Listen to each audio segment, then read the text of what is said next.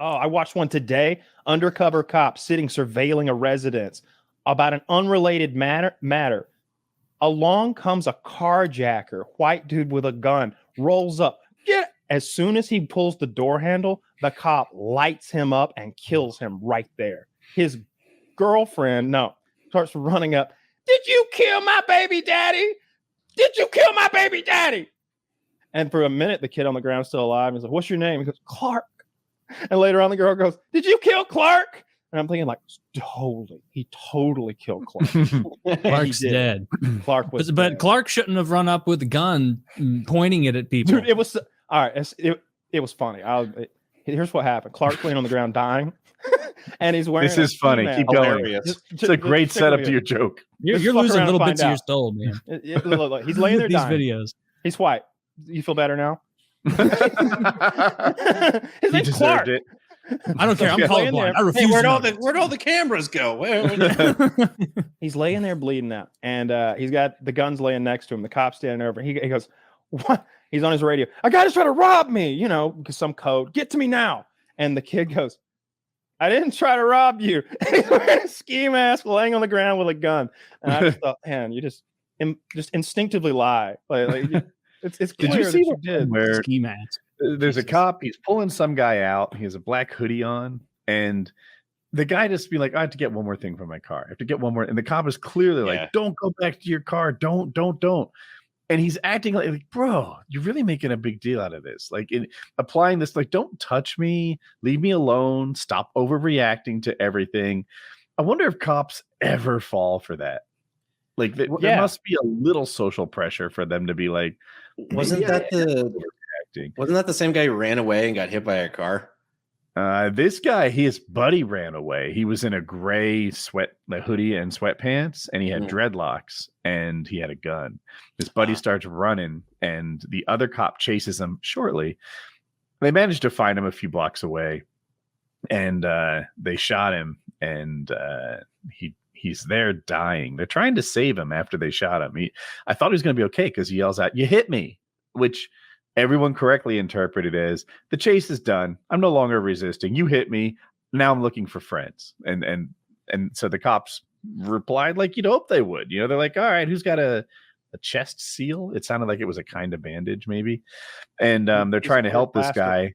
His baby mama comes around and starts screaming and freaking out. Helpful. Not helpful. I thought the guy was going to be okay because he sounded okay moments after the shot. But I read the description and he died at the hospital. They always say that when they die right there on the ground, though, because I think they need the doc at the hospital to declare them dead. Yeah. So it'll be like, remember on Succession when we as the viewer know that that one character has been dead for a very long time, but they're still doing chest compressions. Like people are getting tired of it at this point. I think that happens a lot because whenever I've watched the entire Police Activity catalog. I mean, every single one of them. I went to the beginning of the uploads years ago and just let it roll. Just let it roll. Beautiful That's stuff. So much. Dude, there's so much. Hundreds of thousands of videos. The bad policemen get a lot of press when they do bad stuff. Yeah. But the ones on, is it Police Activity? It's both there, which I love. Okay. I've only been exposed to good cops on that so far. I've seen a couple of bad shoots that were just there was that one where the guy's chasing the dude. There's some domestic thing and he's running with his gun out and he's running around the corner and the dude just spooks him. Like the guy just like rounds a fucking corner and the guy that he's chasing is right there and he just goes boom and just shoots him in the chest like one round. You can tell the cop is like really upset about this. He's just like did not mean to do it. And the guy ended up dying. I can recall a bad shoot. There was a guy in the woods with an axe or it might have been a hatchet. But you get it. And I think he was reported as threatening people with this axe hatchet thing. And the cop goes up to him and shoots him like almost right away from like 30 feet.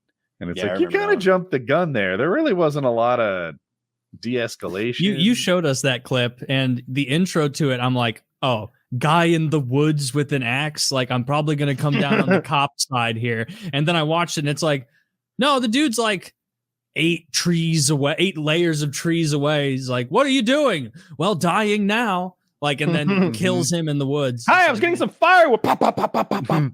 Like, he's probably getting firewood, right? No, because the cop went there and up to the no axe good. wielder had been reported as threatening people. He was in the water with a paddle. We don't know what he was up to. So I assume that's true. But wait for one threat or wait for the guy to start walking towards you. All you need is a guy. If a guy with an axe starts walking towards you, who's coming down on the side of the axe guy? Who? Tell him to stop once. Maybe just, have him walk through one of your commands or let him get within 20 feet or so. Put the axe down, sir. Yeah. You know what? One of the slickest things I saw a cop do recently, he's comes into a parked vehicle and they look homeless in there and like lots of sketchy shit's going on. They don't have exactly the right paperwork and I don't know nothing about no warrants, and it's getting weird. And the partner is like putting these mini stop sticks behind all the tires, like without them noticing. They look like rat traps, like this little triangle thing. And if they collapse it, it's gonna pop their tire, and it's those hollow spikes that immediately bleed them out. And sure enough, they take off 45 seconds later. You could hear it as the car's leaving. It was great. That's pretty legit. Now, we both saw the one, I think everyone but Taylor saw that one at the strip mall, maybe? Yeah, I haven't seen Yeah, the Texas shooting.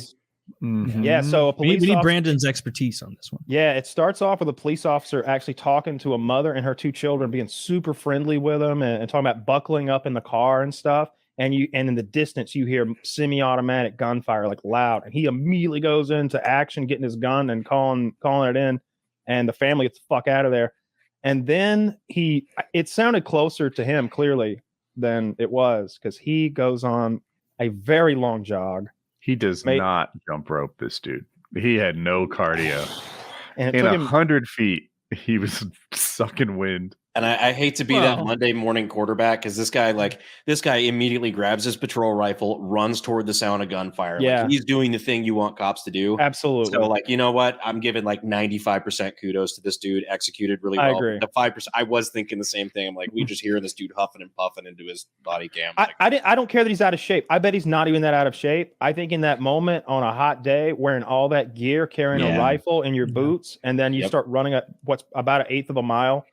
Man, you have to wear pants. I'm not going to be that far ahead of that guy, But if he'd hopped in his car, he could have been there real quick. But it clearly sounded close. Like he needed to get in the action right now. And you don't want to drive up on somebody who's standing with a gun, because they're going to. What would contribute to cops being in better shape is if they all had to kind of wear postal carrier style shorts. Right? Oh, because I want them up high for mobility.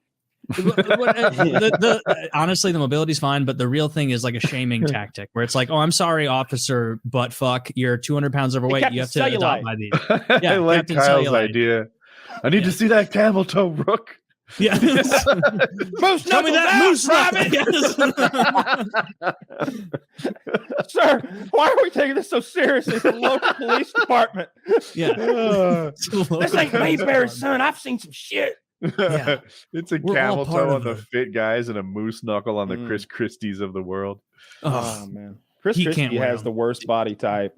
Did you see him? He got caught falling asleep on that fucking plane recently. Someone should have checked on him. He could have died.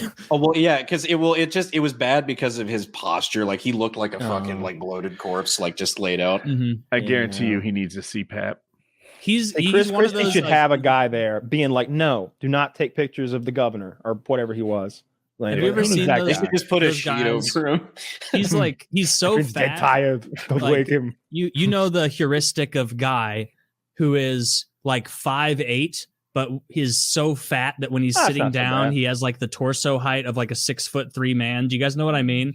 Like those fat people whose asses are so fat that when they're sitting, they look like how Kyle would sitting down, like a 6'2" guy. And then they stand up and they're like 5'8", and it's just ass fat that's increasing their sitting Imagine height. having enough ass that it increases my sitting height. That's an American problem. You're on a booster seat. We need there's no such thing as an uncomfortable chair at that weight.